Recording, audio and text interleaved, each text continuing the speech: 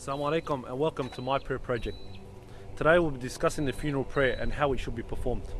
Throughout our lives we are taught that the sky is the limit. However, this is not our only reality.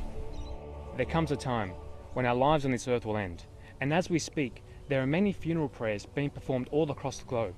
The question is, however, do we know how to perform these prayers correctly?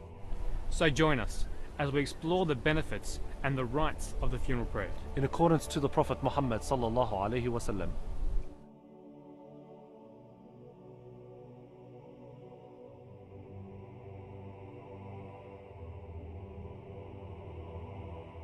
بسم الله الرحمن الرحيم الحمد لله رب العالمين والصلاة والسلام على رسول الله وعلى آله وأصحابه أجمعين أما بعد.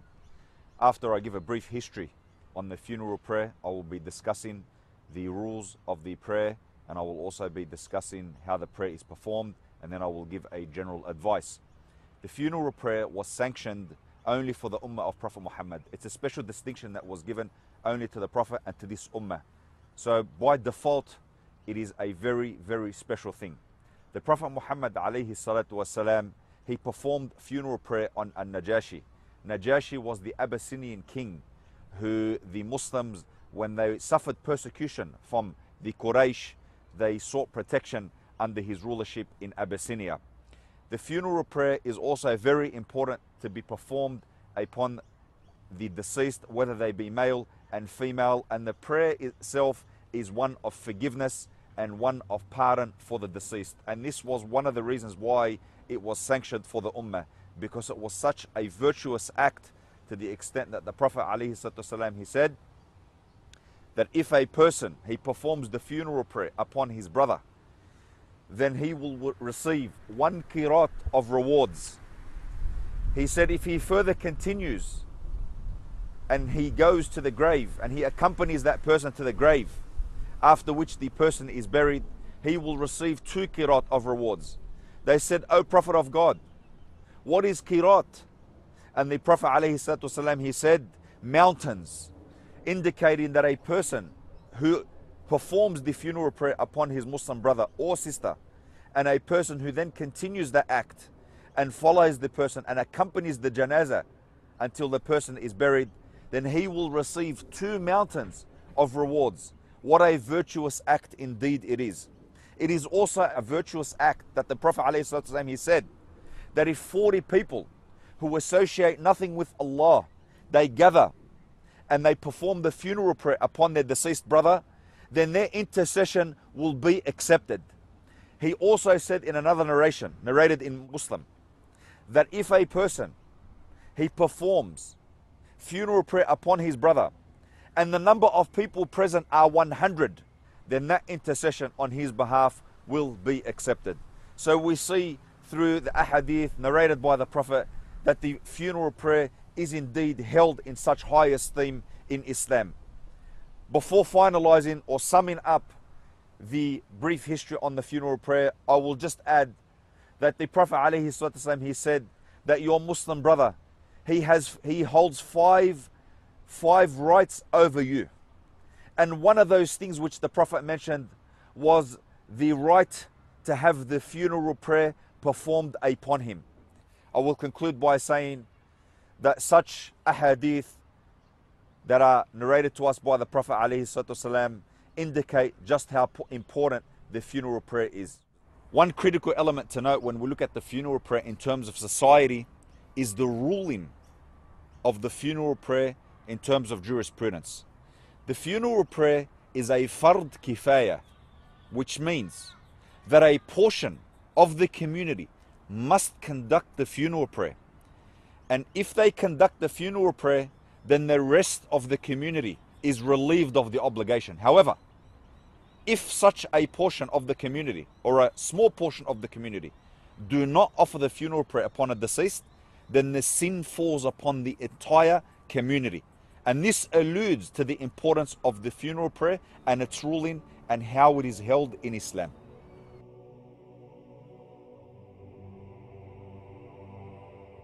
So after having been given a brief history on the funeral prayer, it's important now to discuss the rules pertaining to the funeral prayer. However, before going through the way the prayer is conducted, let's talk a little bit about the pillars and the conditions. This is also very important. The pillars of the funeral prayer are a few things. The first thing is that we say the takbirs. So when we say Allahu Akbar, this is regarded as a pillar of the prayer. So you can't have the prayer without saying the takbirs. That's number one. Number two, you must stand for the prayer. This is also a fundamental element of the prayer that it cannot literally be without. The conditions of the funeral prayer are that first of all, that the dead or the deceased be Muslim, that he be in a clean state, because it is the right of the imam who is actually performing the prayer that when the deceased is in front of him, he be in a clean state. And it is also important that the deceased be placed in front of the imam and that the deceased or the majority of his body be present at that time. So when the imam comes to the prayer, after having met all the conditions, first of all, he intends the prayer. Now the intention of the prayer is like the intention of any other prayer, as you would make for Fajr or for Dhuhr or for Asr. So when he comes to the prayer and he makes his first takbir and he says Allahu Akbar, raising his hands, he says the ta'awudh, which is A'udhu billahi minash shaitanir rajim, and this is followed by the Fatiha. Now the Fatiha begins by saying Bismillahir Rahmanir Rahim, Alhamdulillahi Rabbil Alameen, so on and so forth. And I will of course demonstrate this practically later on in due course. This is followed then by the second takbir. So the imam and the followers, they again say Allahu Akbar, raising their hands.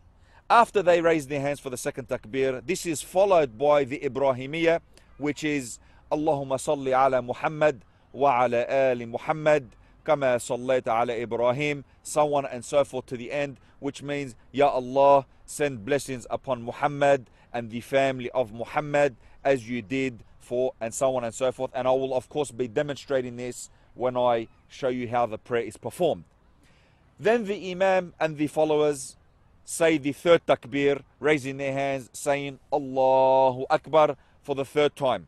Following this takbir, dua is made for the deceased. Now, there is a lengthy dua that the person makes. I will be demonstrating this, but it begins by saying Allahumma ighfir lahu warhamhu wa'afi wa'fu anhu, so on and so forth, and I will be showing you how this is performed correctly. If a person does not know that dua, then he can restrict his words to saying Allahumma ighfir lahu, Allahumma ighfir lahu, Allahumma ighfir lahu, which means Ya Allah, forgive him, Ya Allah, pardon him, Ya Allah, forgive him, and Ya Allah, pardon him. The imam then makes a takbir a fourth time, raising his hands, saying Allahu Akbar, and this is also done by the people behind him. In this situation, the dua is a general one, which could be Allahumma atina fid dunya hasana wa fil akhirati hasana wa qina adhab an-nar, which means Ya Allah, give us the good in this life and the good in the hereafter, and protect us and save us from the fire of hell, Ya Allah. After this, the imam gives salam to the right, saying Assalamu alaikum wa rahmatullah, then to the left saying Assalamu alaikum wa rahmatullah. The followers then imitate what the imam has done in their taslim, and this concludes the prayer, which I will now perform in front of you.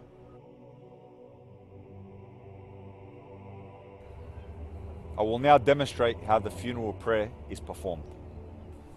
Allahu Akbar.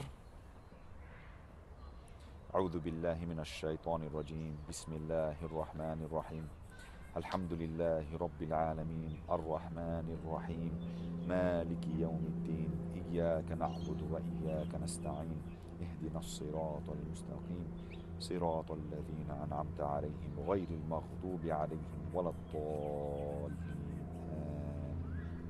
الله أكبر.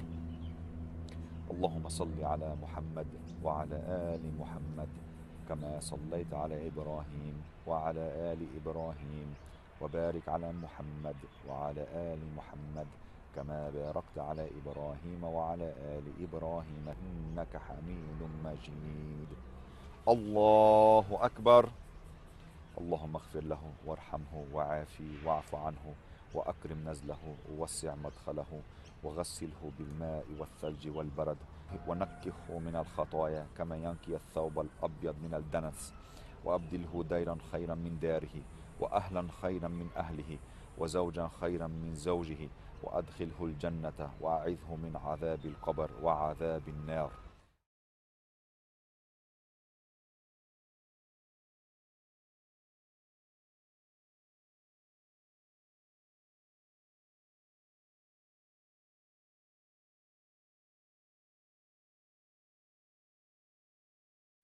الله أكبر. اللهم آتنا في الدنيا حسنة وفي الآخرة حسنة وقنا عذاب النار. السلام عليكم ورحمة الله. السلام عليكم ورحمة الله. And that concludes the funeral prayer.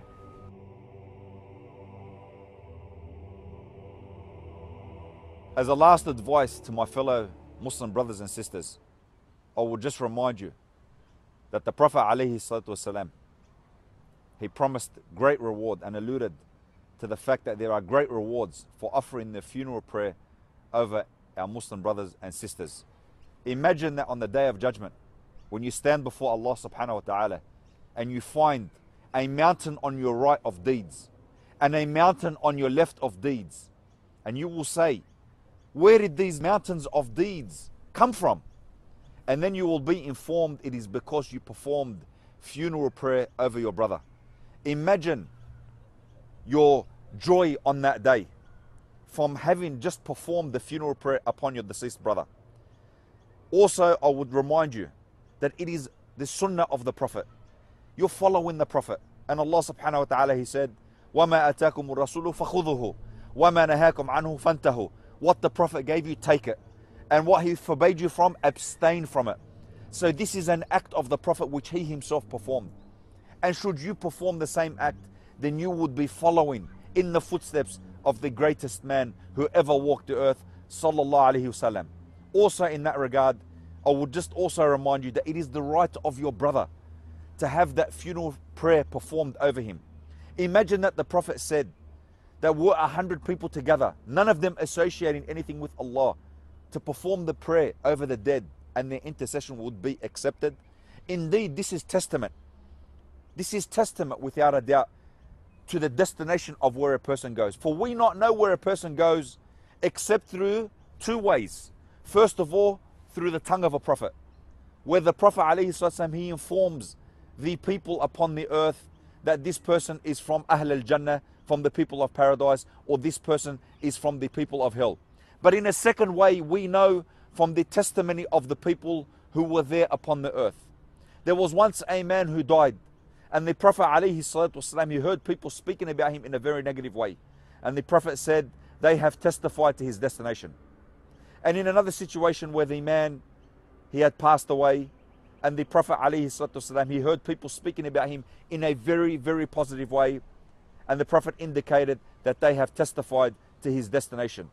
Indeed, performing the prayer upon the deceased, the funeral prayer upon the deceased, this is a means of intercession. It is a means of forgiveness for him. It is a means of pardon for him. There was one man in the time of the Prophet who passed away. And the Prophet ﷺ, he made a long dua for him. And after he made a long dua for him in the funeral prayer, one Sahabi, he said, I wish I was that dead person. This indicates the magnitude of the funeral prayer, and it indicates that if the funeral prayer is performed, it can be a means of forgiveness and pardon for the deceased. One day we will all go to Allah subhanahu wa ta'ala, and we would hope that many would perform the funeral prayer over us, so that could also be a means of forgiveness and pardon for us. May Allah subhanahu wa ta'ala accept. Wa akhiru da'wana anil hamdulillahi rabbil alameen.